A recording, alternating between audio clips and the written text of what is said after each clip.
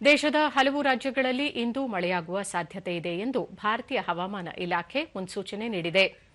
ಅರುಣಾಚಲ ಪ್ರದೇಶ, ಅಸ್ಸಾಂ ಮತ್ತು ಮೇಘಾಲಯದಲ್ಲಿ ಭಾರೀ ಮಳೆಯಾಗುವ ಮುನ್ಸೂಚನೆ ನೀಡಿದ್ದು, ಛತ್ತೀಸ್ಗಢ, ಮಹಾರಾಷ್ಟ್ರ ಮತ್ತು ತೆಲಂಗಾಣದಲ್ಲಿ ನಾಳೆಯವರೆಗೆ ಗುಡುಗು ಮತ್ತು ಆಲಿಕಲ್ಲು ಮಳೆಯಾಗುವ ಸಾಧ್ಯತೆಯಿದೆ ಎಂದು ಮುನ್ಸೂಚನೆ ನೀಡಿದೆ.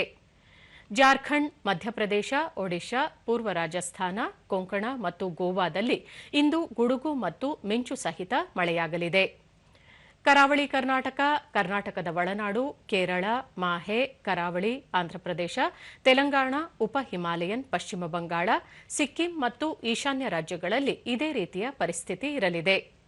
ವಾಯವ್ಯ ಭಾರತದಲ್ಲಿ ಗರಿಷ್ಠ ತಾಪಮಾನದಲ್ಲಿ 2 ರಿಂದ 4 ಡಿಗ್ರಿ ಸೆಲ್ಸಿಯಸ್ ಕ್ರಮೇಣ ಏರಿಕೆಯಾಗುವ ನಿರೀಕ್ಷೆಯಿದ್ದು, ವಿದರ್ಭ, ಛತ್ತೀಸ್ಗಢ, ಮಹಾರಾಷ್ಟ್ರ ಮತ್ತು ದೇಶದ ಪೂರ್ವ ಭಾಗದಲ್ಲಿ ನಾಳೆಯವರೆಗೆ ಗರಿಷ್ಠ ತಾಪಮಾನದಲ್ಲಿ 2 ರಿಂದ 4 ಡಿಗ್ರಿ ಸೆಲ್ಸಿಯಸ್ ಕಡಿಮೆಯಾಗಲಿದೆ.